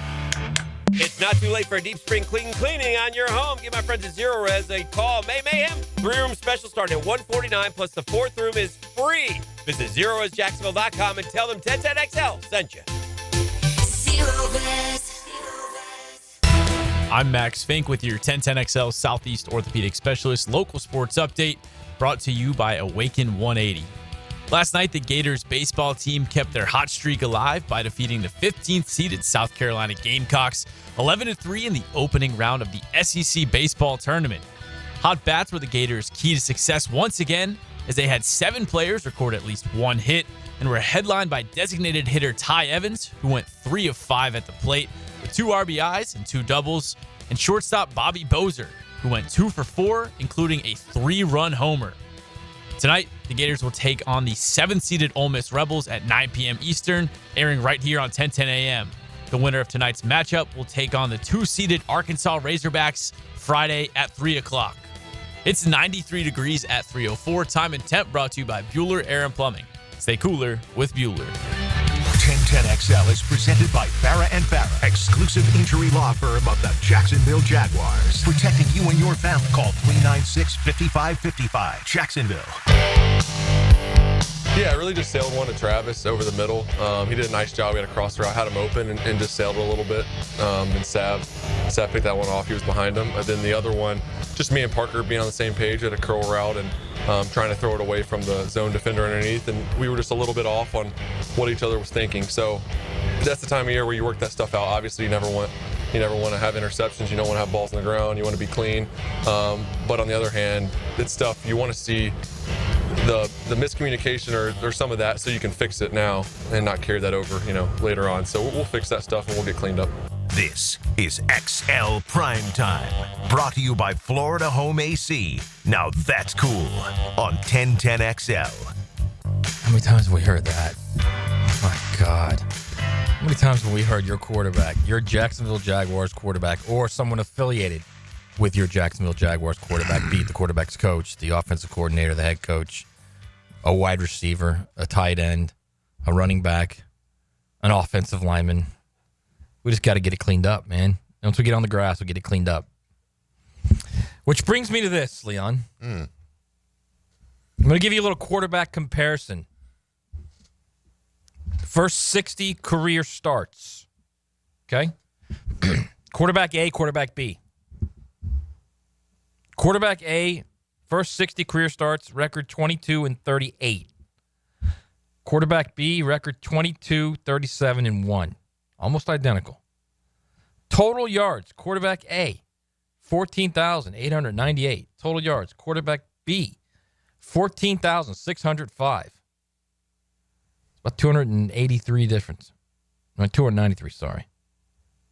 Okay. Pass TDs, interception. Quarterback A, 69 tuds, 46 interceptions. Quarterback B, 62 touchdowns, 42 interceptions. Very similar. Passer rating. Quarterback A, 85. Quarterback B, 84.3. Again, almost identical. Completion percentage. Quarterback A, 63.3% in his first 60 career games. Quarterback B, 64% first 60 career games. One of these quarterbacks is a lock solid lead pipe starter in the NFL. The other one's getting ready to be a journeyman. Quarterback A is Trevor Lawrence. Quarterback B is Daniel Jones. Interesting. Who's fighting for his very NFL life right now with Anthony Richardson. Well, no, he's brought in for competition for Anthony Richardson. They're not benching He Anthony might actually Richardson. be a starter there. There's no way they're benching Anthony Richardson. They're not benching a top 5 pick. There's no way. Okay. No. You know the if they NFL do, well. If they do, you know what? If they do, then well, he's not on a second deal yet, so I guess I can't really say that. But if they do, that would be surprising. It would be surprising. So let's go back to this comparison, because this is it's kind of shocking. It's 60 career starts. And quite frankly, you could make a case, okay? Maybe even an easy case. Do they have both? That Trevor Lawrence was on the better team in those first 60 career starts, too. The Giants were terrible. You could probably say that, yeah. I mean, back-to-back 9-8 seasons. Yeah. Daniel Jones doesn't have a playoff window, does he? No. Okay, all right. So Trevor has one advantage. So Trevor's been on a better team. Has he? They're yes. The Giants. Did we lose to the Giants a couple of years ago? Yeah. Okay. When they went to the playoffs. We're on the better team, though. When they went to the playoffs. Okay, we're on the better team, though. I mean, over that span. Over that span, even with a one-win season, I think the Giants, it's close. Yeah, it's close. That's what I say. But I think you could make the argument that Trevor's been on the better team. Like, if you had to choose one of the two teams, what was the better team over that span? Mm-hmm. Okay, over the last 4 years, I think I'd probably pick the Jaguars. I mean, you're going back-to-back 9-8 seasons. Well, you got to also take in consideration that the Giants are probably in a tougher division. Cowboys, Eagles. Yes, I'll give you that. Right. I'll give you that. But my point kind of is, you've got a guy who is just, they continue to do everything they can to help him reach his ceiling. The other guy, his first team's already moved on from him. Now, one of them was a quote-unquote generational player, first overall pick. The other one was when was Daniel Jones' pick? He wasn't top 5. It was like, maybe he was top 5. They right? moved up to go get. Yeah, Daniel you're right. Jones. You're right. He was Absolutely. top 5. Yeah, he was a top 5 pick. I think it was number 2 or 3 at worst. Six. Okay. Okay, Six. top 6 player. Okay, not quite generational. All right. But point being, and this is what we were talking about in the pre-show, and I wanted to start this segment like this, is year 5, we're still here and clean up things. Now, granted, you're going to hear that at every camp, every OTA, everywhere in the NFL. But it just seems like that's all we ever hear with this offense, okay? Well, now, wait, I'm not done yet. ahead. I'm not done yet. So the overarching question is this, Leon, okay? If it doesn't happen with Liam Cohen, who fixes him? What about Trevor fixing himself? Right, I agree with you on that. Okay, no go doubt ahead. about it, I agree with you on that. But my point is, if it doesn't happen with Liam Cohen, where you had the experiment with Herb, which completely failed, with Shoddy, and who was the OC back then, JJ? Shoddy was the quarterback's coach, and it was Bevel was the OC his first year. Mm-hmm. Then you've got Doug and Press, who didn't like each other, clearly, and neither one of them would take credit or responsibility for what was going on when it went bad. And now you've got the young guns. If the young guns can't pull him out of this tailspin, because he's in a bit of a tailspin right now, I don't see how you could look at it any other way. If you've got 69 career turnovers in 60 games, Yeah. Well, if the young guns can't pull him out, then what? 2 years, you move on from him. See if somebody take that contract. You'll know. You absolutely know in 2 years. Won't be this year. You probably know next year. Give him a full year into the system this year. See how he works it out. Next year, if you don't see leaps and bounds from him from year 1 to year 2, then you got some decisions to make. Maybe a situation where he could become Daniel Jones. But his contract is so cap? It's a cap casualty. Cap heavy, yeah. Yeah, it's a cap casualty. Who's going to take it? Yep. Who's going to take that Well, contract? I don't know that anyone does. You might be just stuck with him. So I guess the better question then would be, what do you need to see from him to where you're going to say, okay, it's going to work. And I don't even really mean wins. At this point, wins are like gravy. I mean like his performance on the field. What do you need to see from him? I need to see him take charge. You know, take charge of games. Win the games because of him, not because, you know what I'm saying? Not with him, right. Yeah, because of him. Trevor won the game because he played outstanding. That's what I need to see him. I want to see him in situations where he could bring a team back, face some adversity, and see if he can bring us back. I mean, just like, listen, that back end of 2022, which we call the outlier, right? Who played better in the NFL than him down the stretch?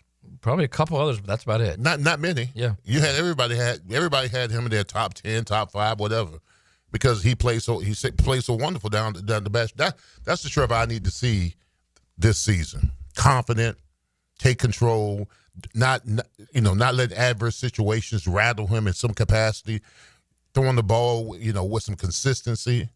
Manipulating defenses with his eyes, all that kind of stuff. I mean, he was doing all that. That Dallas game, that Raiders game down the stretch, all those games.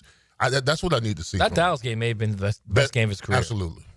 Absolutely. The comeback. Yeah, he just look. I've been saying from day one, I think he's got the talent to be an elite quarterback in the league. I still firmly believe that. But I'm with you now. Is he's got to do this on his own now. They can help him. Mm-hmm. Liam Cohen can help him, right? Yeah. They can help him get to where he needs to get to. They can put him in a system where he, quote unquote, has all the answers, which what he said. Mm-hmm. But he's got to do it now, man. He's got to be the guy that has to go out there and make this jump himself. Like early in his career when he was with Herb and it was Darrell Bevel and it was Shoddy, and then the first year with Doug, you were kind of hoping, all right, they're going to help him along. They're going to help him ease that transition into the league. He's here now. Mm-hmm. He's seen it all now. Nothing should surprise him now. Now it's on him. Yeah. He's got to be the guy that makes him better now. Yeah. I mean, Herb was like him riding a bike with no helmet. First time on the bike with no helmet. Terrible, man. It was terrible. Just absolutely It was terrible, man. I'll never forgive Herb for that. Never. That was a year gone. That was a waste. I'm just sorry we're in this situation. Right. That was a wasted year. There's no doubt about it. All right. We need to go to break. We're going to come back with our Dr. George Barr. We're going to get into a little med talk Yeah, it's XLP. Come back on the other side. 1010XL presents Blue Bloods, starring Frank Frangie as the commissioner. This is a show about his Irish cop family, and I play their dad, Frank. Frank Frangie, afternoons on 1010XL.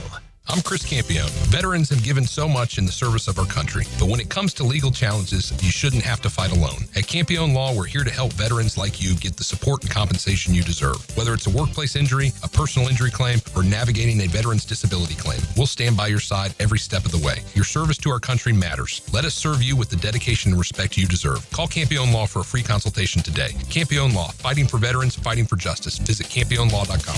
Campione Law. Frank Frangie here for Bono's Pit Barbecue. Bono's has been serving Jacksonville's best barbecue since 1949. Now, to thank all their loyal customers, Bono's is bringing back their Club 49 card. You can get a $500 gift card for only $350. That's a savings of $150. You can purchase your Club 49 card at any of the Bono's locations around town. And you'll want to get to Bono's soon to get the spring wing deal. You get 6 wings and a side for just $11.99. Head to Bono's, and remember, if you don't see a pit, it ain't legit. It's Work Zone Awareness Week, Florida. Every year, lives are lost in work zones because of speeding and distractions. When you see orange cones, remember, slow down, follow the signs, and stay focused. Workers are counting on you to get home safely, and so are their families. Let's work together to prevent crashes and save lives. A safety reminder from the Florida Department of Transportation. Slow your roll. Safety's the goal. Hey folks, Rick Ballou here for John's Auto. They've been a staple in Jacksonville going all the way back to 1985. At John's Auto, they service all makes, all models, cars, trucks, diesel, you name it, they do it. Whether it's routine maintenance or a complete engine overhaul. Call John's Auto on Arlington Road. That's 904-743-3857 or go to johnsautomotivejacks.com.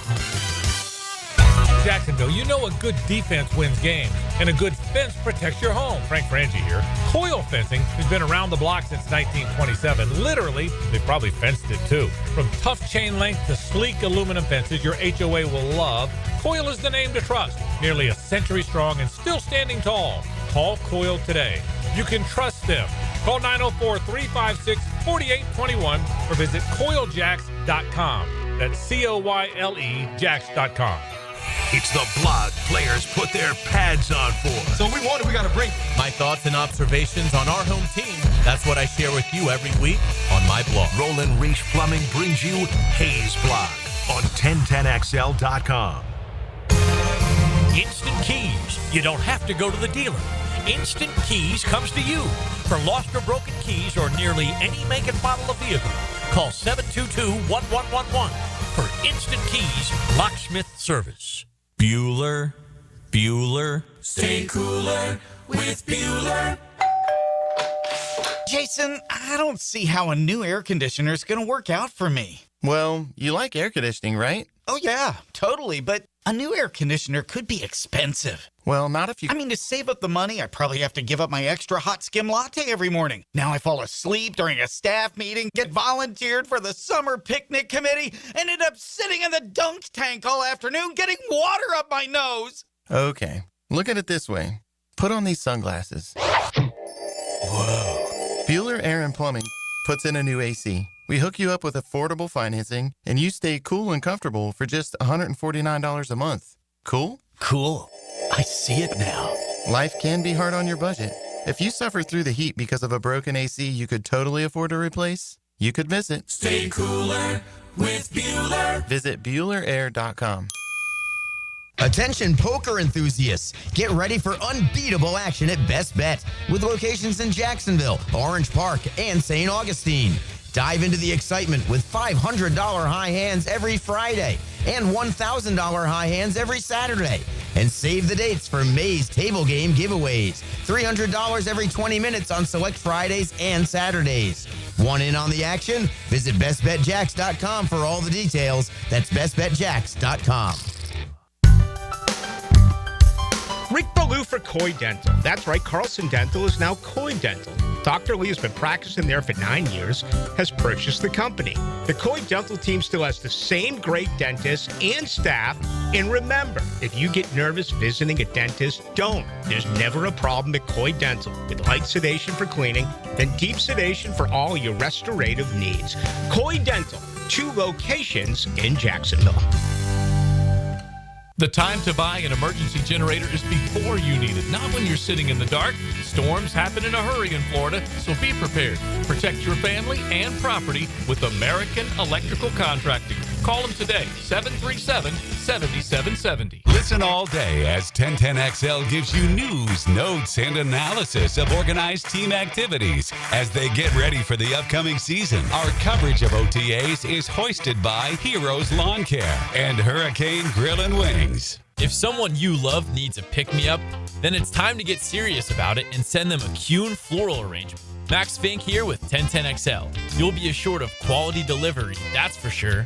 Log on and order online at kuhnflowers.com. 1010XL is presented by Farah & Farah, exclusive injury law firm of the Jacksonville Jaguars. Protecting you and your family. Call 396-5555. Jacksonville. Our next guest is not affiliated with the NFL or Jacksonville Jaguars. Discussion of injuries is solely based on opinion. Now, the Bari Orthopedics and Sports Medicine Injury Breakdown. I'm coming in hot. All right, he's our guy, Gio. Dr. George Bari Orthopedics. Every week, he breaks it down for you. If you got a question for Gio, up on the text line, 641-1010. We'll try to get to a couple of them.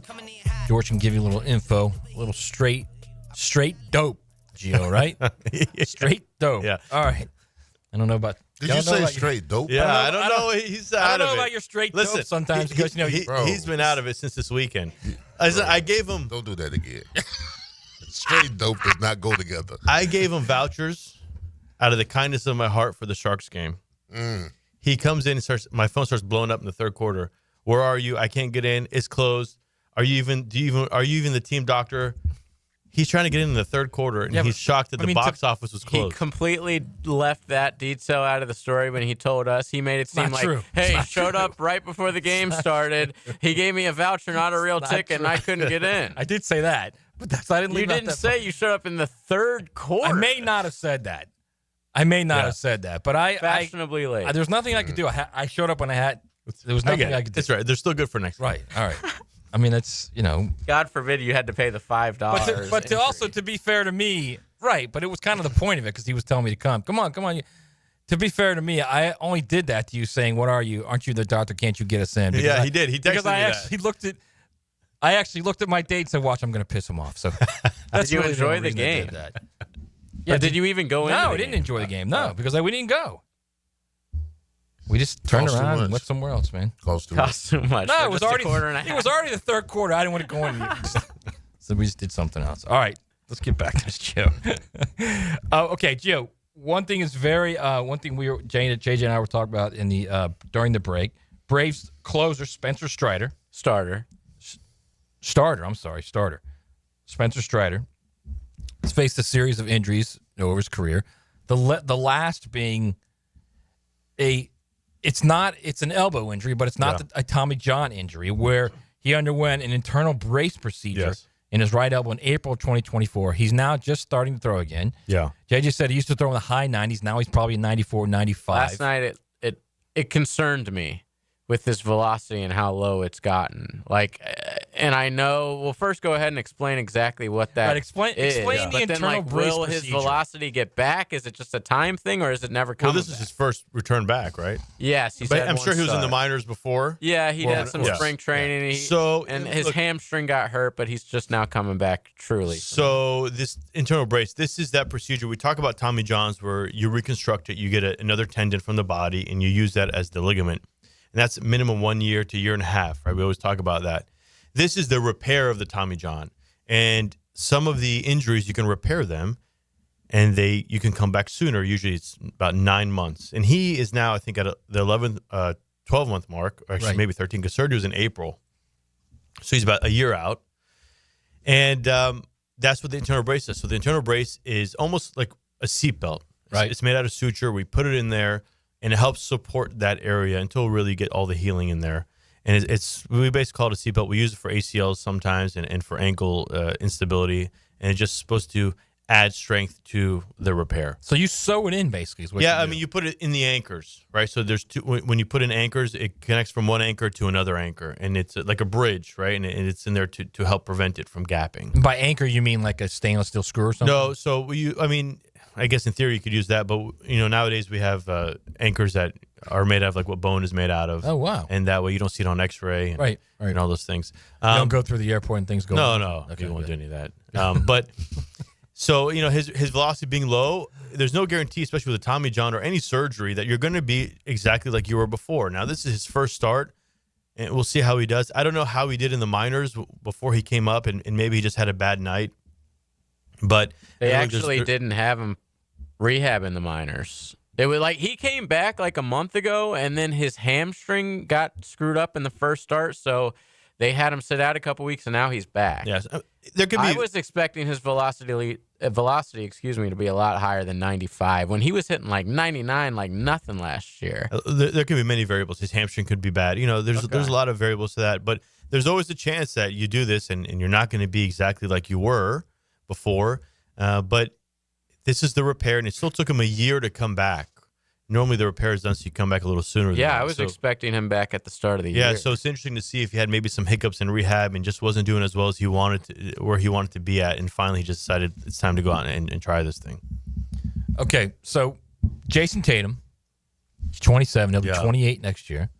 He tore his ACL.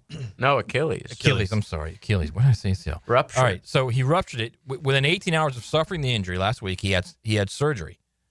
And now the team is saying because he had the surgery so quickly that there's an opportunity for him to heal quicker. Yeah. Well, heal quicker. Heal quicker in what sense? What do they mean? That doesn't make sense. It's the quote is, "This is about full recovery, helping get back to feeling like himself ASAP. Can be as long as it takes. There's no time, and there will be different steps taken along the way where you can move along to the next step. But ultimately, that's the most important thing: getting it to heal, starting it this early." Yeah, and rehabbing appropriately is what it takes. Right. I think they mean just maybe he can come back sooner in the season, because if you do the surgery now, or you do it 3 weeks from now, it's not going to change how long it takes to heal. You just fast forward it by 3 weeks because he did it the day after, right? So, but it doesn't change the healing rate. It's not going to heal faster because they did it, the next day. Right. It's still going to be the same amount of time, 6 months minimum to go back and play. And it just, instead of waiting 2-3 weeks or whatever it is that some people, regular people like you and I have to get an appointment, go to the doctor, it takes all that time. This can be done ASAP. So he's relatively young. He'll be 28 next year. Excuse me. So would you expect him to be ready before the beginning of next season? Like, is it possible? When is that? When the season begins? What, November? October? Well, June, July, August, September, is October. there? So there's like no. He's not gonna like come back for the playoffs next year. No, Right? No, he might come back. No, by he'll come January, back before though. that. Yeah, he'll come back. He should be able to come back before that. You think that Jason Tatum is going to play in next season? I do. Yeah. No I think way. I'll bet my life there's no way. I think if they play, they'll just sit him out, even if he's able to come back. Games. Didn't you just say 6 months? Usually, at least 6 months, For right? Achilles? Yeah, a minimum. What's max for an Achilles? It could be anything, right? If you're slow, but you're looking at the 6 to 9 month range. These are elite athletes. They'll probably come back, in the lower end of it, and go back and play. But I think they'll probably, check, like they do with LeBron. You play a game, you rest the game. Right. Load management. Yeah, load management. When I first saw him got injured, I just imagined him ahead the Paul Pierce getting in a wheelchair and going in and coming out because he pooped himself. I have one. So flag football is now like an Olympic sport. And the NFL just decided that they are allowing their own employees to take part in this. Yeah. So you work with people every day around town. High school, this is like a new thing, right? Like a ton of people play flag football. The girls do. Is this should we be worried at all if Travis Hunter is playing flag football in the Olympics that something catastrophic could happen with these guys? I think that you should be just as worried as the NBA players when they play in the Olympics, right? It's the same thing. There's always going to be a risk, and for this, it's not. The risk is less because it's not non-contact, But the biggest worry would be an ACL injury because they're all 70% non-contact, and that's going to be the biggest fear. Or like a hamstring. I mean, those you pull a hamstring, not the end of the world because you can most of the summertime, But if you tear an ACL, then it's I bet you if somebody does tear an ACL during this, there's going to be a lot of commentary about should we have even allowed them to play. Right. Yeah. But the NBA players play. Right, they play in the Olympics. So I would say that the Olympic gold medal for basketball is probably a little bit more prestigious than the 7-on-7 flag football. Yeah, I agree. Yeah. All right, real quick from the text line, Gio, from the 690. How can a doctor mistake a deep bone bruise on a knee for a torn ACL? Is that possible, or did I dodge a bullet for my 15-year-old daughter? So it sounds like somebody thought they had an ACL tear, but they only had a bone bruise. He mistaked like the first doctor said ACL, but then it's actually he mistaked a deep bone bruise on a knee for a torn ACL. Yeah, I don't know the specifics, right? Of what happened, but so a lot of times ACL you can diagnose just by the injury. I twisted, I felt a pop, my knee swelled up. That's ACL till proven otherwise, right? So that could be it. And then maybe they said, hey, she probably has an ACL just because it sounded like that. And number two, especially in females are ligamentously lax, right? So their joints are very loose. Wait, and say that again? Ligamentously lax. I've always said that about my girl. Loose ligaments, right? So they hyperextend, right? They're double jointed, right? A lot of females or they hyperextend. Their knees go backwards when they stand. My wife has actually torn her ACL playing soccer 3 times. Wow. The same one. Yeah. Wow.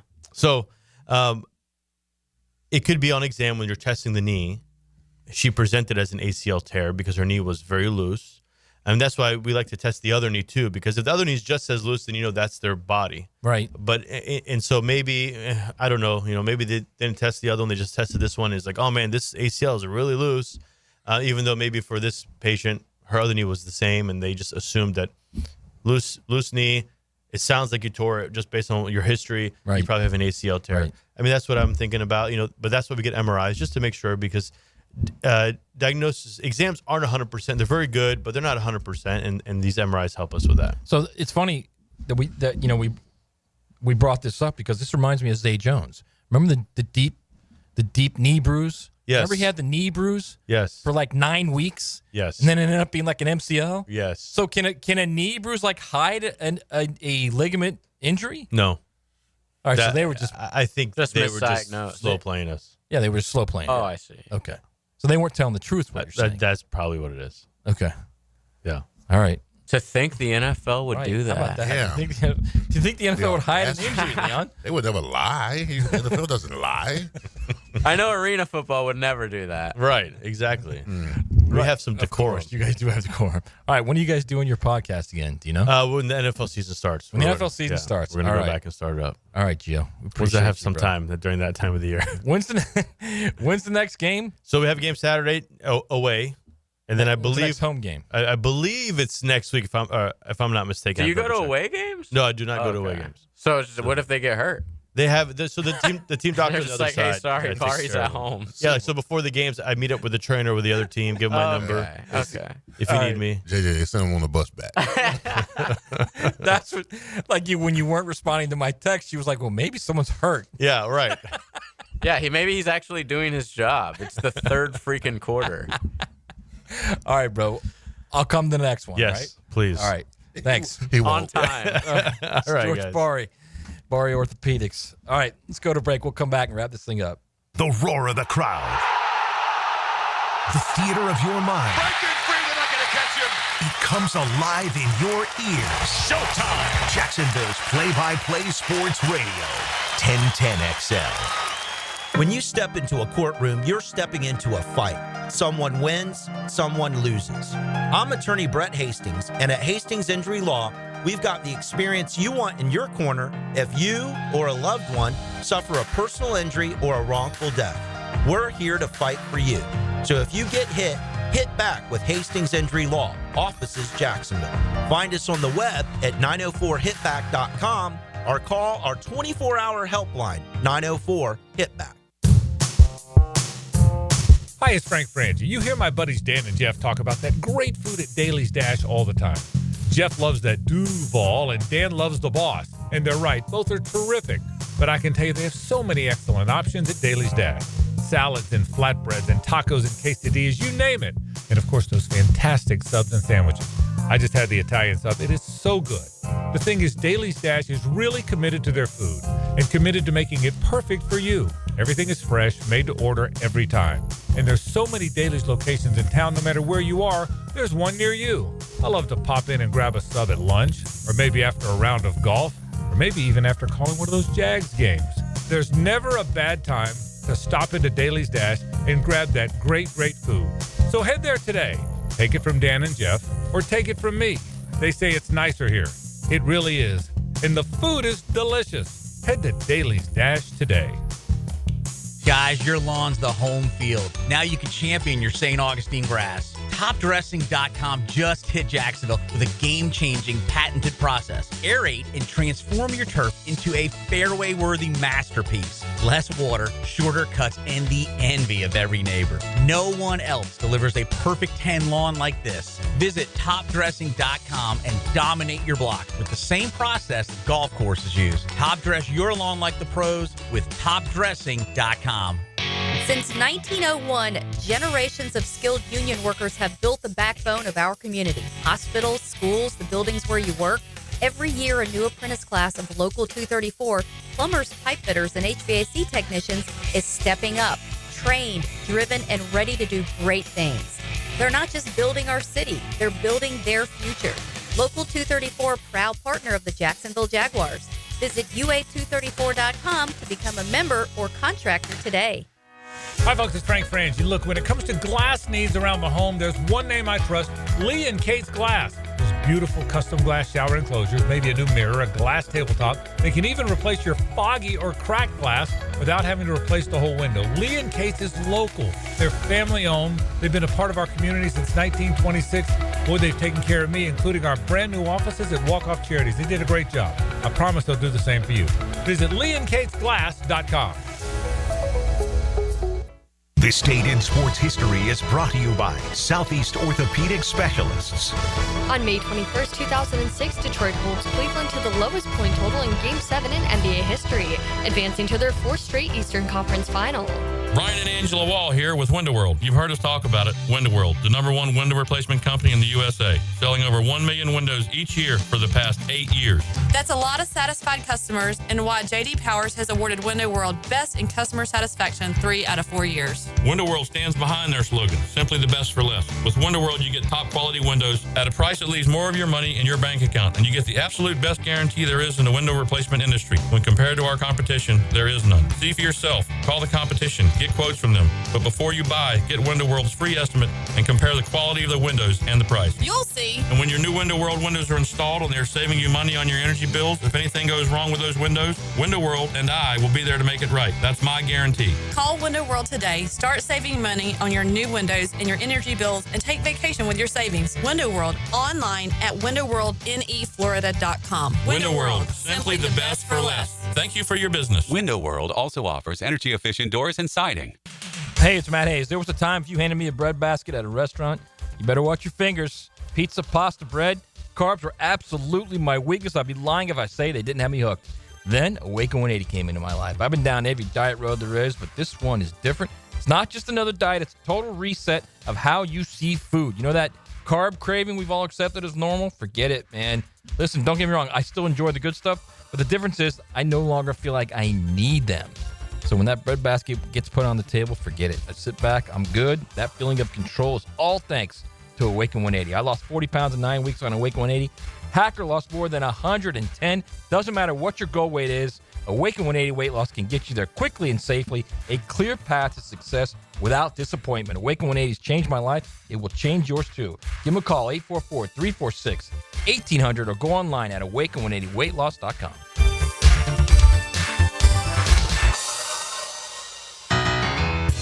This is Mark Nato. My son Justin injured his hand playing baseball for JU. Southeast Orthopedic Specialists performed surgery just a few days later, and within 5 weeks, he was cleared to play in the ASUN baseball tournament. Our family has trusted Southeast Orthopedic Specialists for years. For any orthopedic injury, let Southeast Orthopedic Specialists take care of you too.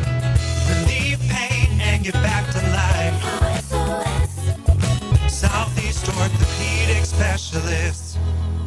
1010XL is presented by Farah and Farah, exclusive injury law firm of the Jacksonville Jaguars. Protecting you and your family. Call 396-5555. Jacksonville. Now, the cool down with Donovan Air Electric and Plumbing. Keeping Jack's cool since 1987. All right, my takeaway is 2 days ago, I had a dream. I was a freshman at Miami in the tunnel, waiting to come up the smoke when the University of Miami played Florida. Wow. That was a rivalry game. I love rivalry games. I understand how important they are at the University of Miami. When I was there, the Florida States, Penn States, the Floridas, the Nebraskas, the Notre Dames. And we have Florida State week, Notre Dame week. The intensity of practice was incredible. Media coverage. Yeah. You know, guys going after it. And we had this tradition at the University of Miami before the games that, which I hated, by the way. They would bang on your door at 3 in the morning. If we had a game, like a big game, guys would go bang on your door at 3 in the morning. Wake up, wake up. And we all get in the hallway and start saying, woo, woo, woo. At 3 in the freaking morning. I think the Canes did that to Florida on Bourbon Street when they got in that fight. They started whooping. Well, that was our tradition. 3 in the morning before a big game, we would get up in the middle of the hallway and say whoop. Right, because when the whoop started coming, that's when the ass kicking was coming. Yeah. Right? Yeah, and then we go back to sleep. Did you guys have any non-football players in the dorm who were just like, "Oh my god"? No, this would be like in the hotel room. Just like in the hotel room. Like we're on the hotel room, like at Tallahassee on the road or Notre Dame on the road. Yeah, the guys would go bang on everybody's Imagine doors. just being in your room and hearing like 100 guys. And you had to get up. And you got up. You had no choice. You're in the hallway and you whoop it up for about 2 minutes. Then you go back to sleep. Never understood that tradition. But that was rivalry week for us. Yeah. And I absolutely loved every minute of it. And they're trying to take that away from us. Right. Let me ask something about your dream, if I may. Was this one of those dreams where you were back as the 19-year-old and you were in your body? Or was this an out-of-body experience where you were looking down on young Leon? I was looking at me. Okay. Which was crazy. I was looking at me in the tunnel. What were you saying when you were? Were you going? All right. I couldn't say anything. I just noticed I was nervous as hell. And that's it. I just remember the. What was your hair like? I had the mini fro. You did have the mini fro. All the way up to the Steelers. You had the mini fro. Yeah, I had the mini fro. Yeah. Did you look at yourself and say, "That cat, man"? It's a sexy looking guy, right?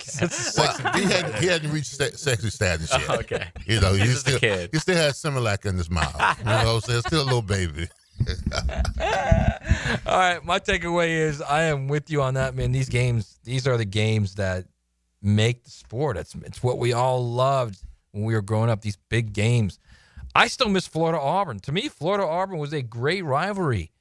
I mean, there are just some games. Ironically, we might get that one back. Yeah, but not every year. Not every year. Man, I'm telling you, at least 2 games when I was in school were just knockdown, drag out, bitter games. And it was as every big as a rival as Florida State was. It wasn't as big as Georgia, but it was a big game. And it moved off, and then LSU kind of became the Auburn rivalry game. And LSU really never was a rival. It was just kind of like a big game. Auburn was a rivalry because Auburn and Gainesville are close. They're not that far apart. It's like, I don't know, 6 hours maybe in a car, probably less than that. If you're hauling ass in school, looks what we all did. So it's I miss those games, man. I miss the idea of waking up on Saturday morning and knowing a rivalry game is there.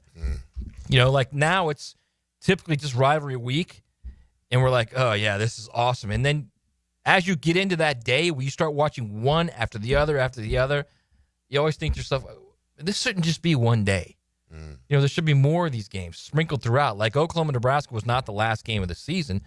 You know, there should be more of those sprinkled throughout the season. Michigan State is a great rivalry.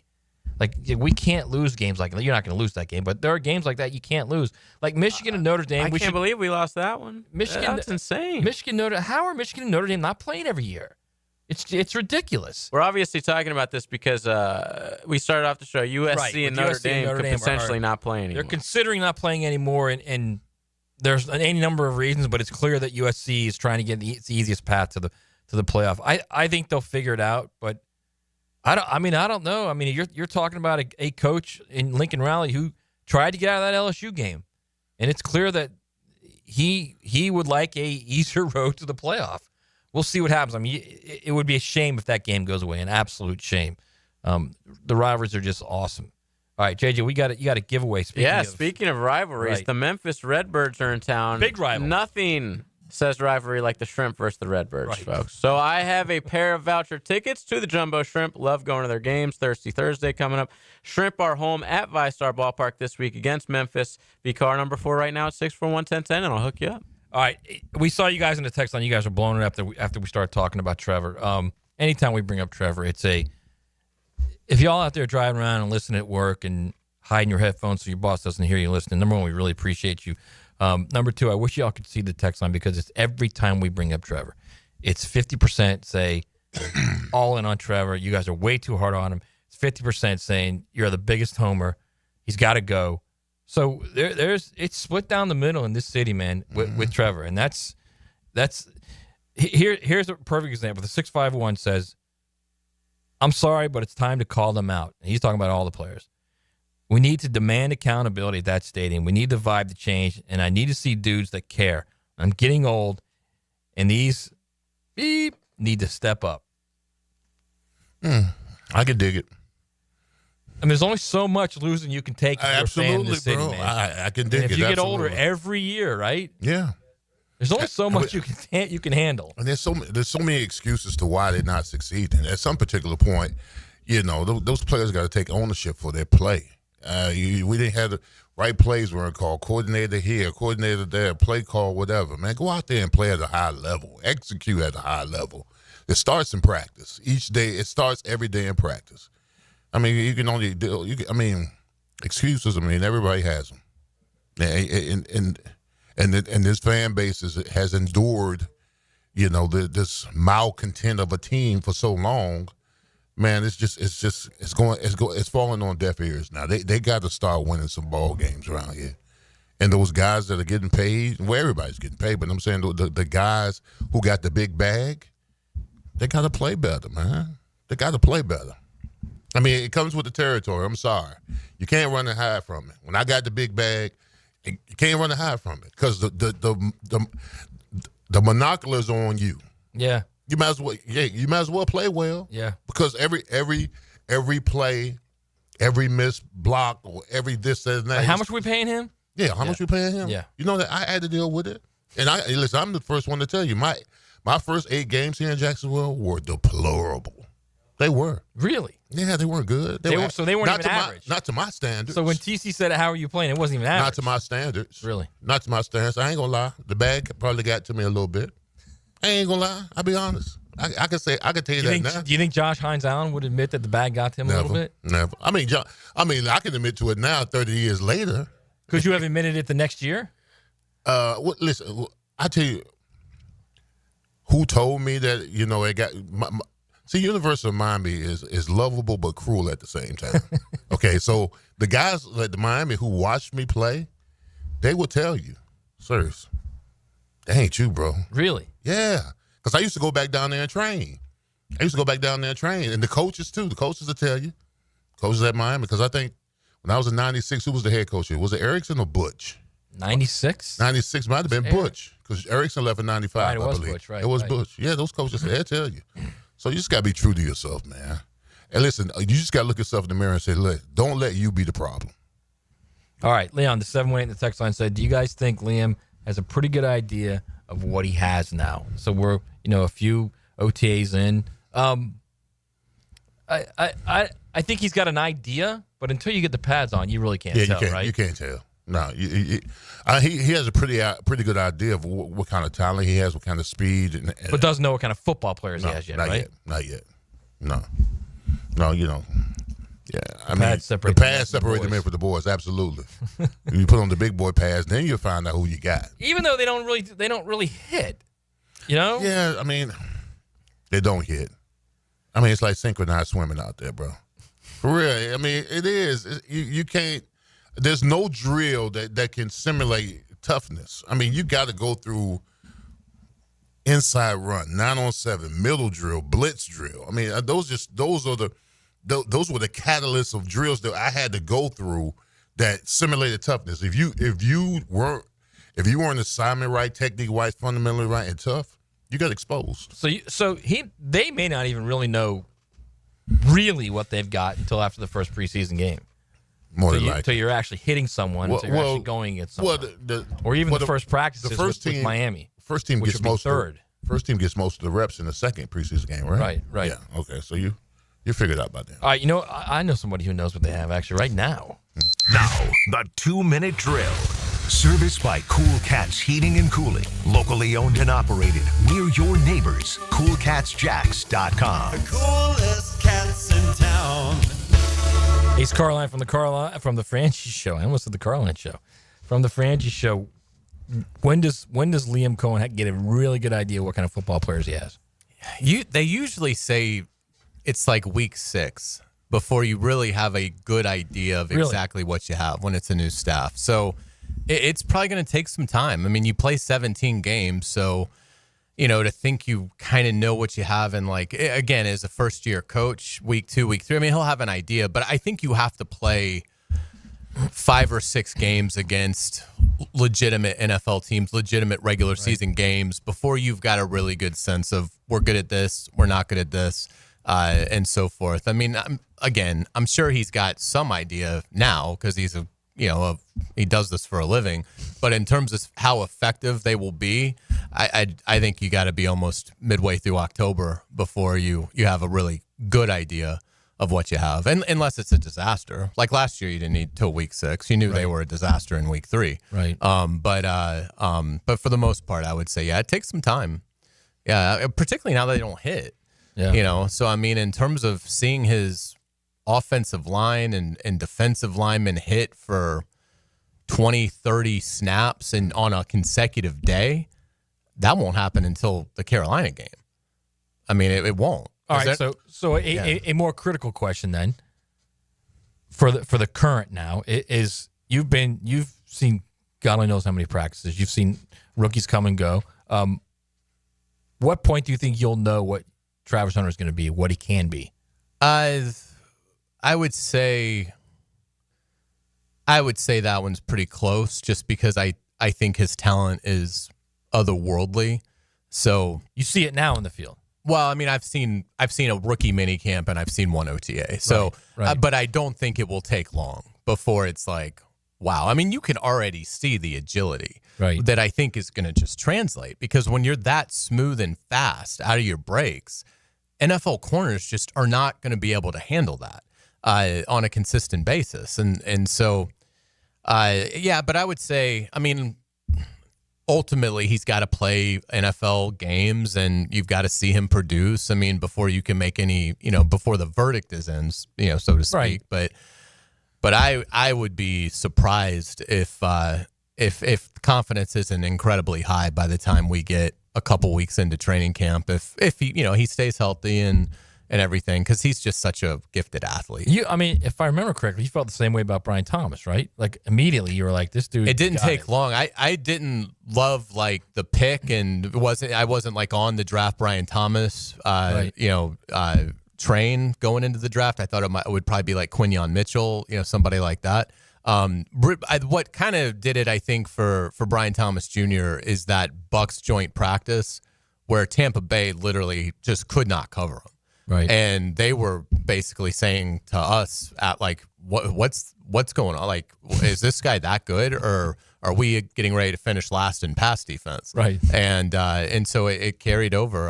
So it didn't take long, but I think you do need to kind of see it against somebody else. They'll do joint practices with Miami.